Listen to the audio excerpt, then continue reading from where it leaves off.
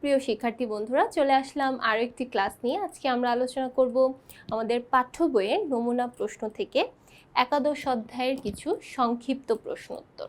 তো আজকের পর্বে আমাদের প্রথম যে প্রশ্নই থাকছে, এখানে দেখতে পাচ্ছি ক্রয় মূল্য বলতে কি বোঝায়। অর্থাৎ যে কোনো জিনিসের, ধরো কোনো একটা কিছু কিনলে সেই জিনিসটার ক্রয় মূল্য কি হবে, এটা ডিপেন্ড করছে সেটার দাম, পাশাপাশি সেই বিষয়টা কিনতে তোমার আনুষঙ্গিক যত কিছু খরচ হয়েছে সব কিছুর সংমিশ্রণের একটা মূল্য। তাহলে দেখো এখানে বলছে সাধারণ অর্থে পণ্য ক্রয়ের সময় বিক্রেতাকে যে মূল্য প্রদান করা হয় সেই মূল্যকে আমরা ক্রয় মূল্য বলে থাকি, কিন্তু প্রকৃত অর্থে পণ্য ক্রয়ের জন্য বিক্রেতাকে প্রদত্ত মূল্যের সাথে ওই পণ্য প্রতিষ্ঠান বা গুদাম পর্যন্ত নিয়ে আসার জন্য যাবতীয় প্রত্যক্ষ খরচ, যেমন ক্রয় পরিবহন, কুলি খরচ, বিমা খরচ, ডক চার্জ, আমদানি শুল্ক ইত্যাদি যোগ করলে যা পাওয়া যায় তাকে ক্রয় মূল্য বলে। নর্মালি আমরা যখন মুদি দোকান থেকে কোনো কিছু কিনি, দেখো সেটা তো সরাসরি আমরা দামটা পরিশোধ করলেই হয়ে যাচ্ছে, কিন্তু তুমি একটা জিনিস চিন্তা করো, তুমি বিদেশ থেকে কোনো একটা কিছু ইম্পোর্ট করে আনছো এবং ইম্পোর্ট করার সময় তোমাকে সেই বন্দরে একটা খরচে দিতে হবে, যেটাকে আমরা ডক চার্জ বলি। তারপর এই যে আমরা আমদানি করে নিয়ে আসলাম, এটার জন্য আমাদের একটা আমদানি শুল্ক বা আমদানি বাবদ খরচ হবে, এটাকে আমরা আমদানি শুল্ক বলতে পারি। তারপর ধরো বন্দর থেকে তোমার বিজনেস পর্যন্ত বা তোমার অফিস পর্যন্ত নিয়ে আসার জন্য একটা ট্রান্সপোর্টেশন খরচ হবে, যেটাকে আমরা পরিবহন খরচ বলি। এই প্রত্যেকটা খরচকেই কিন্তু আমরা অ্যাডজাস্ট করে থাকি সেই পণ্যের দামের সাথে। এই জন্যই দেখবে যে পণ্যগুলো আমরা সাধারণত আমদানি করে নিয়ে আসি সেই দামটা আমাদের দেশে এসে ডাবল হয়ে যায়, কারণ সেটা আনতে বা বিদেশ থেকে আমাদের দেশে পর্যন্ত নিয়ে আসার জন্য অনেকগুলো খরচ এখানে জড়িত থাকে। ডক চার্জ, তারপর আমদানি শুল্ক, আরও অনেক ট্যাক্স, এরকম অনেক কিছু যুক্ত থাকে বিধায় প্রত্যেকটা জিনিসের দাম অনেক বেড়ে যায়। তাহলে দেখো ক্রয় মূল্য বলতে আমরা মূলত এই সকল আনুষঙ্গিক খরচ যুক্ত করে যে মূল্যটা পাই সেটাকেই বলে থাকি। এই ব্যাখ্যাটাই এখানে বলা হয়েছে, অর্থাৎ পণ্য বিক্রয়যোগ্য বা ব্যবহারযোগ্য করা বাবদ মোট যে ব্যয় করা হয় তাকেই আমরা মূলত ক্রয় বলি। অর্থাৎ একটা পণ্যকে তুমি যখন বিক্রি করতে যাবে, কত দামে সেটা বিক্রি করবে সেই জিনিসটা ডিপেন্ড করছে সেই পণ্যটা ক্রয় করতে তোমার যা যা খরচ হয়েছে সব কিছুর সমন্বয়ের একটা মূল্য।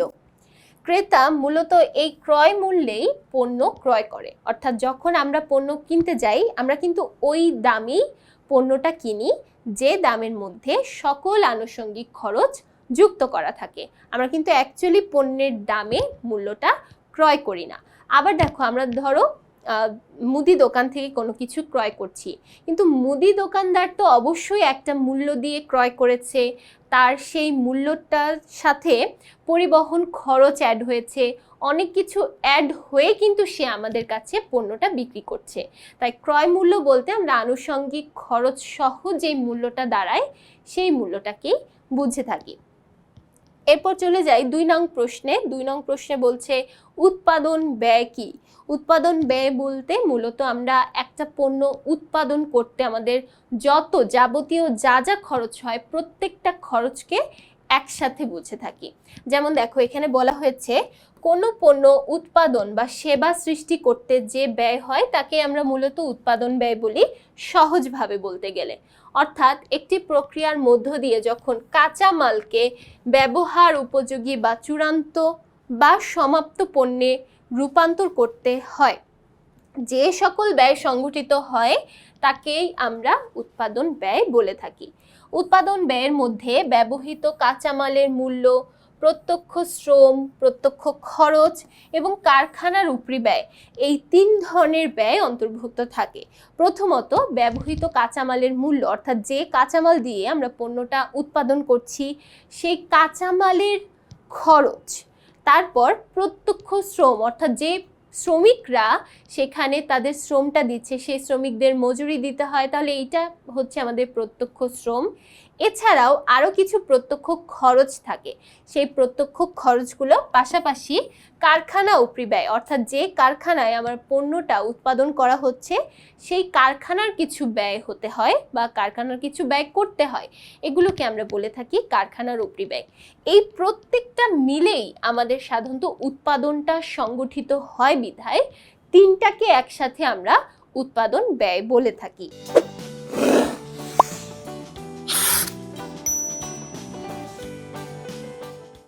এরপর চলে যাচ্ছি পরোক্ষ কাঁচামাল কি, ব্যাখ্যা করো। পরোক্ষ কাঁচামাল মানে একটা পণ্য উৎপাদন করতে আমাদের আনুষঙ্গিক যে কাঁচামালগুলো দরকার পড়ে। যেমন মনে করো তুমি যদি একটা শার্ট উৎপাদন করতে চাও, তাহলে শার্টের ম্যাটেরিয়াল হচ্ছে সেই কাপড়টা, যে কাপড় দিয়ে মেইনলি তুমি শার্টটা বানাবে। এখন শার্ট বানাতে তো শুধু কাপড় হলে হয় না, কাপড়ের সাথে আমাদের অনেক সময় দেখা যায় যে বোতাম লাগাতে হয়, তারপর কলারটা সেট করার জন্য বক্রম দিতে হয়। এই সবগুলোকে আমরা বলছি পরোক্ষ কাঁচামাল। অর্থাৎ এটা কিন্তু আমার মেইন কাঁচামাল না, আমার মেইন কাঁচামালটা হচ্ছে কাপড়, এবং কাপড়ের সাথে আদার্স যে বিষয়গুলো দরকার পড়বে, আদার্স যে কাঁচামালগুলো দরকার পড়বে, সেটাকে আমরা বলছি পরোক্ষ কাঁচামাল।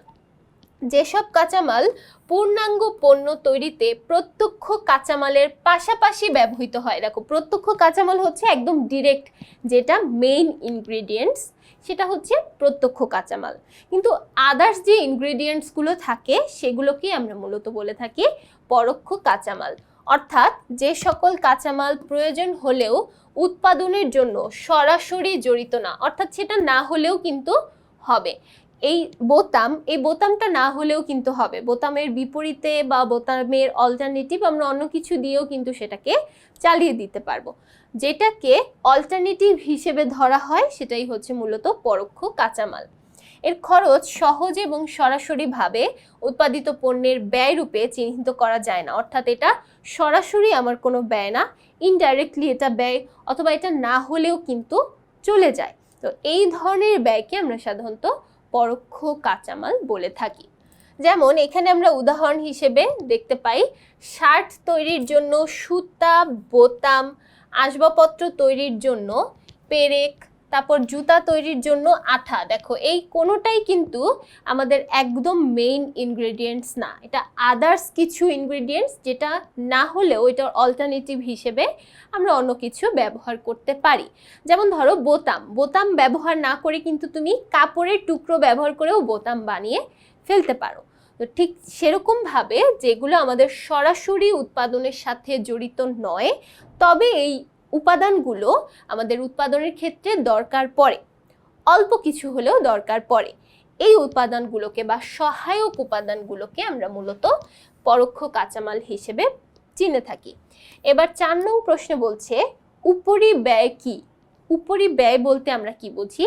উৎপাদন প্রক্রিয়ায় প্রত্যক্ষ কাঁচামাল এবং প্রত্যক্ষ শ্রম বা মজুরি ব্যতীত অন্যান্য সকল পরোক্ষ ব্যয়কে, অর্থাৎ যাবতীয় যা যা পরোক্ষ ব্যয় আছে প্রত্যক্ষগুলো ছাড়া সবগুলোকেই আমরা উপরিব্যয় বলে থাকি। যেমন অফিস উপরিব্যয়, কারখানা উপরিব্যয় অথবা বিক্রয় উপরিব্যয়, এগুলো কিন্তু ডিরেক্টলি আমাদের উৎপাদনের সাথে জড়িত নয়, তবে উৎপাদন করতে এই ব্যয়গুলো আমাদের সংগঠিত হয়। এই ধরনের ব্যয়গুলো মূলত উৎপাদন কার্যক্রম পরিচালনার জন্য প্রয়োজনীয়, তবে এগুলো সরাসরি কোনো নির্দিষ্ট পণ্যের সঙ্গে যুক্ত নয়। যেমন কারখানার ভাড়া ও বিদ্যুৎ, পানির বিল পরিশোধ, অফিসের কর্মকর্তাদের বেতন, পণ্য বিজ্ঞাপনের খরচ ইত্যাদি। দেখো এখানে কোনোটাই কিন্তু সরাসরি যুক্ত নয়, সরাসরি উৎপাদনের সঙ্গে যুক্ত নয়, কিন্তু এই প্রত্যেকটাই আমার উৎপাদনের সাথে পরোক্ষভাবে বা ইনডাইরেক্টলি যুক্ত থাকে, এই জন্য এটাকে আমরা বলে থাকি উপরিব্যয়। এসব ব্যয় উৎপাদন কার্যক্রম সচল রাখতে সহায়তা করে, অর্থাৎ উৎপাদনটা করতে এটা সাহায্য করে, বিভিন্নভাবে সাহায্য করে, তবে এটা গুরুত্বপূর্ণ বা প্রধান অংশ নয়। 5 নং প্রশ্ন রূপান্তর ব্যয় বলতে কি বুঝে থাকি?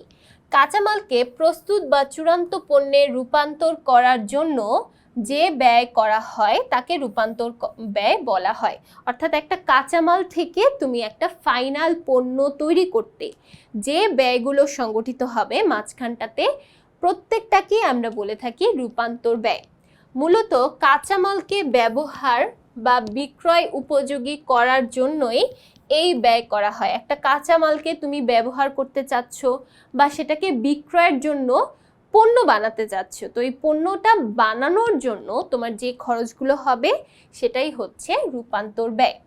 প্রত্যক্ষ শ্রম এবং কারখানা উপরি ব্যয়ের সমষ্টি হলো রূপান্তর ব্যয়। তার মানে প্রত্যক্ষ শ্রম আর কারখানা উপরি ব্যয় এই দুইটাই দেখো একটা কাঁচামালকে ফাইনাল পণ্য রূপান্তরের জন্য বা ফাইনাল পণ্য বানানোর জন্য দরকার পড়ে। তাই এই দুইটাকে একসাথে আমরা বলে থাকি রূপান্তর ব্যয়। দেখো এখানে একটা সূত্র আকারে লিখে দেওয়া হয়েছে, রূপান্তর ব্যয় ইজ ইকুয়াল টু প্রত্যক্ষ শ্রম প্লাস কারখানা উপরি ব্যয়। এরপর চলে যাচ্ছি 6 নং প্রশ্ন। 6 নং প্রশ্নে বলছি উৎপাদন ব্যয় বিবরণী বলতে কি বোঝায়?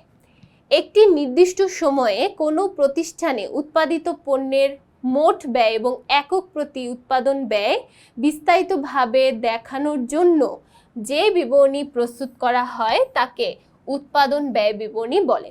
অর্থাৎ উৎপাদন করা হচ্ছে এবং উৎপাদন রিলেটেড যা যা ব্যয় আমরা সংগঠিত হয়েছে বা যা যা ব্যয় আমরা করেছি প্রত্যেকটা যখন একটা বিবরণীর মাধ্যমে বিস্তারিতভাবে দেখাবো সেটাই হচ্ছে উৎপাদন ব্যয় বিবরণী। ব্যবসায়িক প্রতিযোগিতায় টিকে থাকার জন্য প্রতিটি পণ্য দ্রব্যের উৎপাদনের ক্ষেত্রে উৎপাদন ব্যয় বা পণ্য ক্রয়ের ক্ষেত্রে সঠিক ক্রয় মূল্য সঠিক বিক্রয় মূল্য নির্ধারণ করতে হয়। ফলে এই বিবরণীর মাধ্যমে ব্যবহৃত কাঁচামাল, মুখ্য ব্যয়, রূপান্তর ব্যয়, মোট উৎপাদন ব্যয় পর্যায়ক্রমে বের করা হয় যা পণ্যের বিক্রয় মূল্য নির্ধারণে সহায়তা করে। অর্থাৎ এই যে ইন্ডিভিজুয়ালি আমরা একে একে বা ধাপে ধাপে প্রত্যেকটা ব্যয় নির্ণয় করে থাকি এখানে, তো এই জন্য আমরা প্রত্যেকটা ব্যয়ের মাধ্যমে ফাইনালি বিক্রয় মূল্যটা ঠিক কতটুকু হবে সেটা খুব সহজে নির্ধারণ করে ফেলতে পারি। সর্বোপরি ব্যবসায় পরিচালনার ক্ষেত্রে সঠিক পরিকল্পনা এবং সিদ্ধান্ত গ্রহণ করা সহজ হয়। অর্থাৎ আমরা যখন কোনো একটা পরিকল্পনা গ্রহণ করতে যাব বা কোনো একটা সিদ্ধান্ত গ্রহণ করতে যাব সেক্ষেত্রে এই প্রত্যেকটা ব্যয় আমাদের খুবই গুরুত্বপূর্ণ ভূমিকা পালন করে। তাহলে দেখো এই ছিল আমাদের একাদশ অধ্যায়ের কিছু সংক্ষিপ্ত প্রশ্ন উত্তর। আশা করছি প্রত্যেকটা প্রশ্নই সবাই খুব ভালোভাবে বুঝতে পেরেছো। সো পরবর্তী পর্বগুলো দেখার জন্য সবাইকে আমন্ত্রণ জানিয়ে আজকে এখানেই শেষ করছি। সবাই ভালো থাকবে, সুস্থ থাকবে। ধন্যবাদ।